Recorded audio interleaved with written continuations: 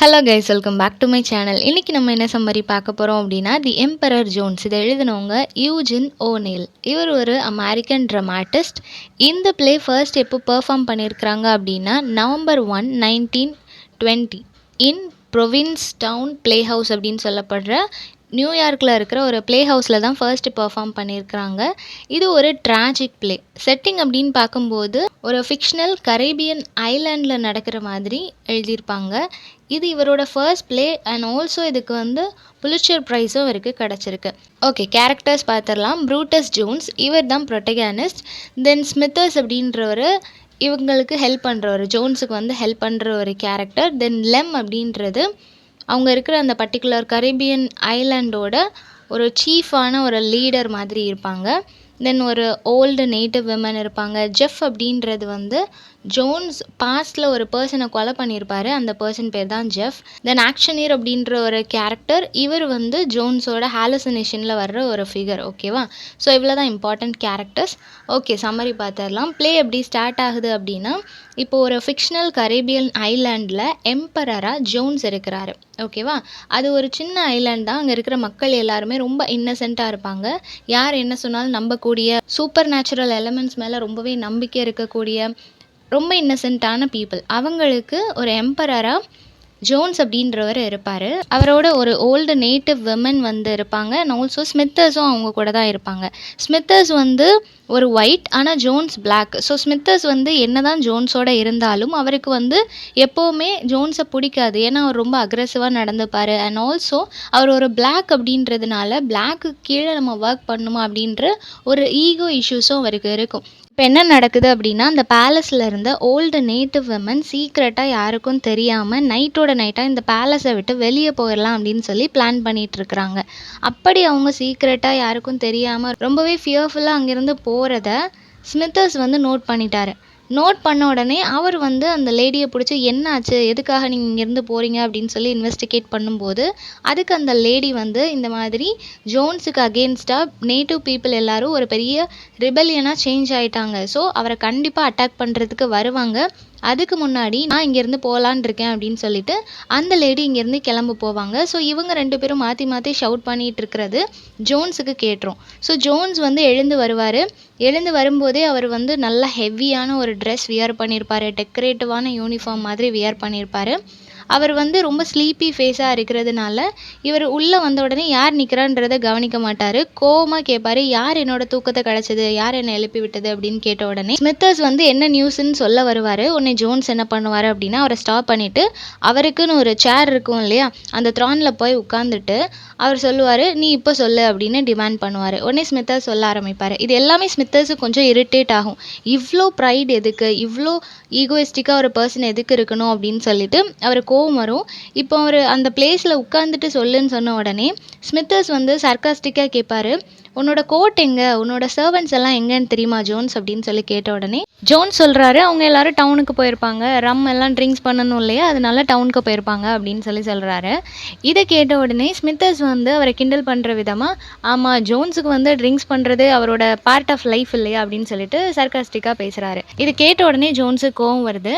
அது மட்டும் இல்லாமல் ஸ்மித்தர்ஸ் இன்னொரு விஷயத்தையும் ரிமைண்ட் பண்ணுறாரு. என்ன அப்படின்னா, நீ மறந்துடாத, நீ இந்த ஐலாண்டுக்கு ஃபஸ்ட்டு வரும்போது நான் தான் உனக்கு ஹெல்ப் பண்ணேன், நீ இருக்கிறதுக்கு இடம் எல்லாமே கொடுத்தது நான் தான், ஆனால் இன்றைக்கி நீ என்னை எப்படி ட்ரீட் பண்ணுறன்றதை ஞாபகம் வச்சுக்கோ அப்படின்னு ஸ்டார்ட் பண்ண உடனே ஜோன்ஸுக்கு பயங்கரமாக கோவம் வந்துடுச்சு. உடனே ஜோன்ஸ் அவரோட கையை அவரோட ரிவால்வரில் வைக்கிறாரு, அதாவது கன்னில் வச்சுட்டு நீ கொஞ்சம் அமைதியாக இருக்கணும் அப்படின்ற மாதிரி அக்ரெசிவாக சொல்கிறாரு. இதை கேட்ட உடனே ஸ்மித்தர்ஸும் அவன்கிட்ட சாரி சொல்லிடுறான். ஆக்சுவலாக என்ன நடந்திருக்கும் அப்படின்னா, ஜோன்ஸ் அப்படின்றவர் யூஎஸில் உள்ள ஒரு ஆஃப்ரிக்கன் அமெரிக்கன். யூஎஸில் இருக்கும்போது 2 கொலை பண்ணிடுவார். ஒன்று ஜெஃப் அப்படின்ற ஒரு பர்சன், இன்னொன்று ஒரு ப்ரிசனில் இருக்கிற கார்டு. ஸோ 2 பேரை மர்டர் பண்ண கேஸுக்காக அவரை ப்ரிசனில் வச்சுருப்பாங்க. தென் ப்ரிசன்லேருந்து எஸ்கேப் ஆகிட்டு தான் அவர் இந்த ஐலாண்டுக்கு வந்திருப்பார். ஃபர்ஸ்ட் அவருக்கு இந்த ஊர் மக்கள் தான் இடம் கொடுத்துருப்பாங்க. ஸோ அப்படி தான் ஸ்மித்தர்ஸ் வந்து அவரை பார்த்துட்டு இருந்திருப்பாரு.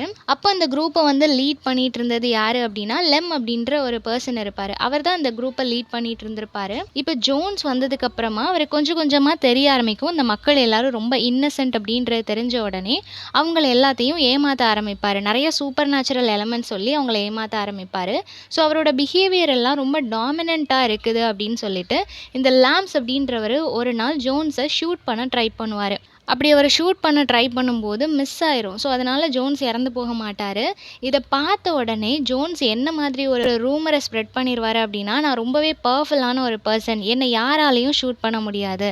ஆனால் யார் ஒருத்தங்க சில்வர் புல்லட்டால் என்னை ஷூட் பண்ணுறாங்களோ அப்போ நான் இறந்து போயிடுவேன். அதுவுமே நானே என்னை ஷூட் பண்ணிக்கிட்டா தான் உண்டே தவிர வேறு யாரும் என்னை கொலை பண்ண முடியாது அப்படின்ற மாதிரி ஒரு ரூமரை ஸ்ப்ரெட் பண்ணிடுறான். ஸோ அந்த சில்வர் புல்லட்டால் மட்டும்தான் ஜோன்ஸை கொலை பண்ண முடியும்னு அந்த மக்கள் எல்லாருமே நம்புவாங்க. தென் கொஞ்சம் கொஞ்சமாக அந்த மக்கள் எல்லாரையும் ஓவர் ரூல் பண்ண ஆரம்பிச்சு ஒரு 2 இயர்ஸில் ஜோன்ஸ் வந்து ஒரு எம்பரராக மாறிடுவான். அந்த பர்டிகுலர் ஐலாண்டுக்கே இவன் தான் கிங் அப்படின்ற மாதிரி அவங்க எல்லாரையும் ரூல் பண்ண ஆரம்பிச்சிருவான். கொஞ்சம் கொஞ்சமாக அவங்க கிட்ட இருந்து மணி எல்லாம் கலெக்ட் பண்ண ஆரம்பிச்சிருவான். நிறைய மணி இவன் கிட்ட இருக்கும். அது எல்லாத்தையும் ஒரு இடத்துல செட்டில் பண்ணணும் அப்படின்றது தான் இவனோட பிளானாக இருக்கும். ஸோ இந்த மாதிரி போயிட்டு இருக்கும்போது இப்போ ஸ்மித்தர்ஸ் வந்து என்ன இன்ஃபார்ம் பண்ணுறான் அப்படின்னா, உனக்கு அகேன்ஸ்டாக இந்த நேட்டிவ் பீப்புள் எல்லாரும் ஒரு ரிபல்லியனாக கிளம்புறாங்க, உன்னோட இந்த இடத்துக்கே வந்து உன்னை அழிக்கணுன்றது தான் அவங்களோட பிளான் அப்படின்றத சொன்ன உடனே ஜோன்ஸ் ஒரு நிமிஷம் டென்ஸ்டாக ஃபீல் ஆகுறாரு.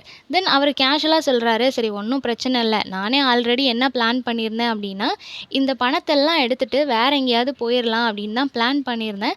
இப்போ அவங்களே எனக்கு அகேன்ஸ்டாக வராங்க அப்படின்றப்போ ஒன்றும் பிரச்சனை இல்லை, தப்பிச்சு ஓடுற மாதிரி எல்லா பணத்தையும் எடுத்துகிட்டு நான் இங்கேருந்து போயிடுவேன். நான் ஆல்ரெடி அதுக்கான எல்லா பிளானுமே பண்ணி வச்சுட்டேன். ஒரு நாள் இந்த மக்கள் எனக்கு அகேன்ஸ்டாக திரும்புவாங்கன்றது எனக்கு தெரியும். அதனால நான் பிளான் பண்ண மாதிரி எஸ்கேப் ஆக தான் போகிறேன் அப்படின்னு சொல்லிட்டு அவர் சொல்கிறாரு. இதை கேட்ட உடனே ஸ்மித்தர்ஸ் என்ன கேட்குறாரு அப்படின்னா, என்ன பிளான், எப்படி நீ எஸ்கேப் ஆக போகிற அப்படின்னு கேட்ட உடனே அதுக்கு ஜோன்ஸ் சொல்கிறாரு, ஒரு சீக்ரெட் ஃபாரஸ்ட் வே ஒன்று நான் பார்த்து வச்சுருக்கிறேன்.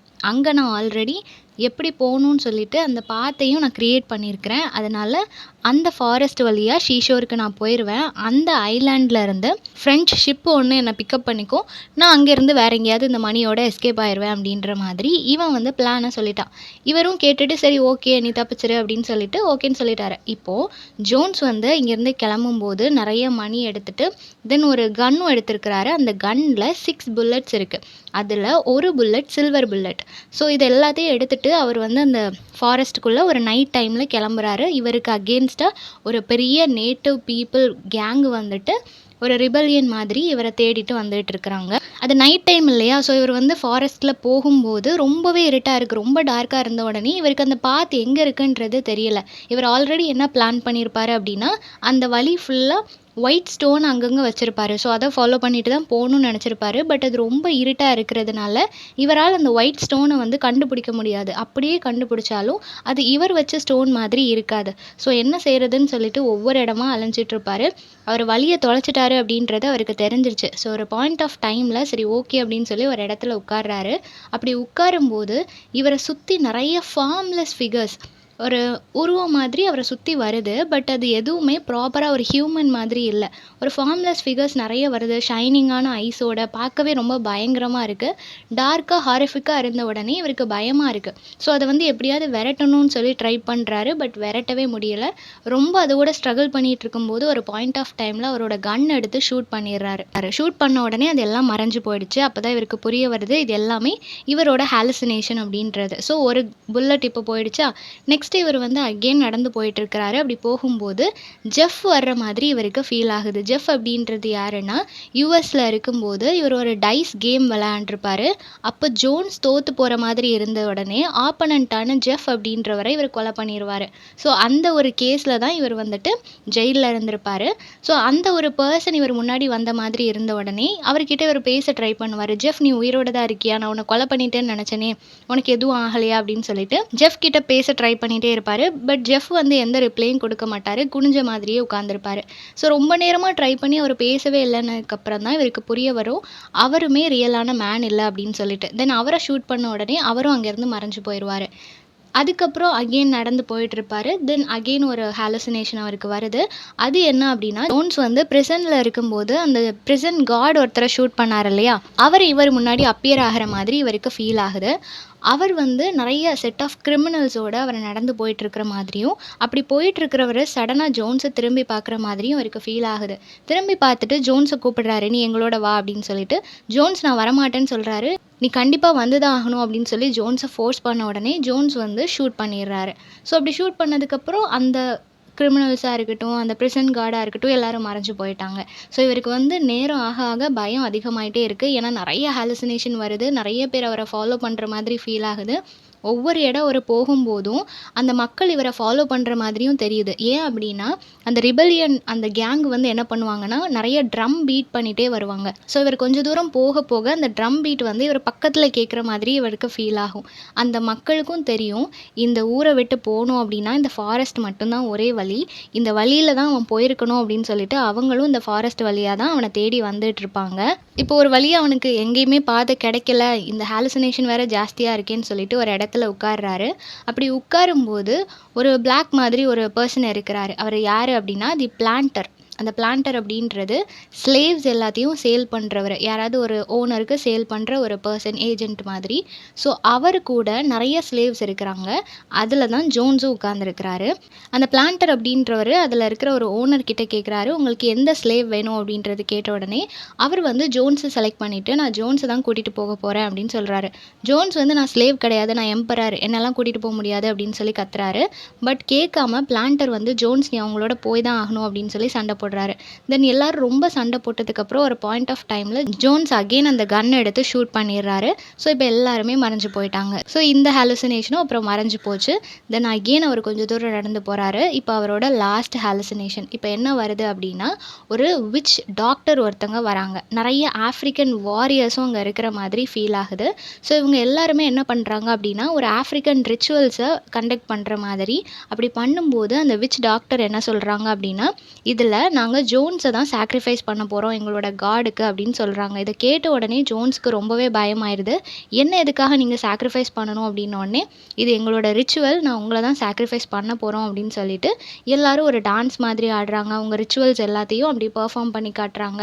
ஜோன்ஸ் வந்து இப்போ ஆர்ம்லெஸ்ஸா ஃபீல் பண்றாரு. அவருக்கு ஹெல்ப் பண்ண யாருமே இல்ல அப்படின்றதுனால கடவுள்கிட்ட ப்ரே பண்ண ஆரம்பிச்சுடுறாரு. "என்ன மன்னிச்சிருங்க. நான் பண்ணது எல்லாமே தப்பு தான். இந்த மக்கள ஏமாத்திருக்க கூடாது. இப்ப எனக்கு ஃபர்கிவ்னஸ் வேணும். தயவு செஞ்சு என்ன மன்னிச்சிருங்க" அப்படின்னு சொல்லிட்டு கடவுள்கிட்ட ப்ரேயர் பண்ணிட்டே இருக்கிறாரு. சடனா ஒரு crocodile அந்த ரிவர் சைட்ல இருந்து வருது. அந்த ரிவர்ல வர்றத பார்த்த உடனே இவர் கரெக்ட்டா அதோட ஹெட்ல அந்த சென்டர் பாயிண்ட்ல ஷூட் பண்ணிடுறாரு. ஷூட் பண்ண உடனே அந்த விட்ச் டாக்டரா இருக்கட்டும், crocodileஆ இருக்கட்டும் எல்லாமே போயிருது. போனதுக்கு அப்புறமா இப்போ அவர்ட்ட எந்த புல்லட்டுமே இல்ல. லாஸ்ட்டா இருந்த அந்த சில்வர் புல்லட்டையும் வச்சு crocodileஅ ஷூட் பண்ணிட்டாரு. ஸோ இப்போ அவர்கிட்ட கன்னும் இல்ல. ஆல்ரெடி அவரு ரொம்ப தூரம் நடந்ததுனால, ஃபுட் எதுவும் இல்லாததுனால ரொம்ப ஃபேட் ஆன மாதிரி ஃபீல் பண்றாரு. ஸோ அப்படியே மயங்கி கீழ விழுந்துடுறாரு. விழுந்த உடனே ஆல்மோஸ்ட் இப்போ மார்னிங் டைம் ஆனதும் அந்த ட்ரம் பீட் பண்ணிட்டு வந்த அந்த மக்கள் எல்லாரும் ஜோன்ஸ பார்த்துடுறாங்க. அவர சாதாரணமா ஷூட் பண்ண முடியாது அப்படின்னு சொல்லிட்டு அந்த மக்கள் எல்லாரும் சேர்ந்து அவர கொலை பண்றதுக்காக நெறைய சில்வர் காயின், சில்வர் வெப்பன்ஸ் இதெல்லாம் வச்சு ஒரு புல்லட் ஒண்ணு செஞ்சிருப்பாங்க. Silver bullet. அத வச்சே அவர ஷூட் பண்றாங்க.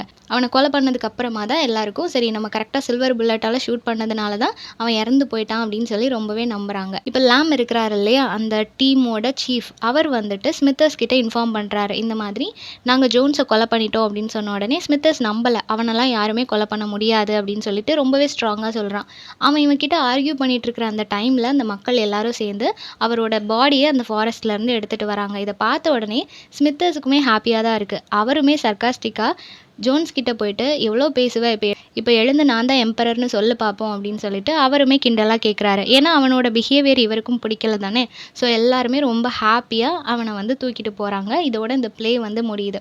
ஸோ யார் ஒருத்தர் அவங்க பண்ண பாவங்கள் எல்லாத்தையும் மறைச்சிட்டு, "நான் தான் கடவுள், நான் தான் உங்க எல்லாருக்கும் சுப்பீரியர்ன்னு" சொல்லி இருக்கிறாங்களோ, அவங்களோட எண்டு வந்து இந்த மாதிரி ஹாரிஃபிக்கா இருக்கும் அப்படின்றத ரொம்பவே பியூட்டிஃபுல்லா இதெல்லாம் எக்ஸ்பிளைன் பண்ணியிருக்காங்க. ஸோ இந்த சம்மரி எல்லாருக்கும் புரிஞ்சிருக்கும்னு நினைக்கிறேன். நெக்ஸ்ட் என்ன டாபிக்ல வீடியோ போடலாம்னு சொல்லி கமெண்ட் பண்ணுங்க. தேங்க் யூ ஃபார் வாட்சிங்.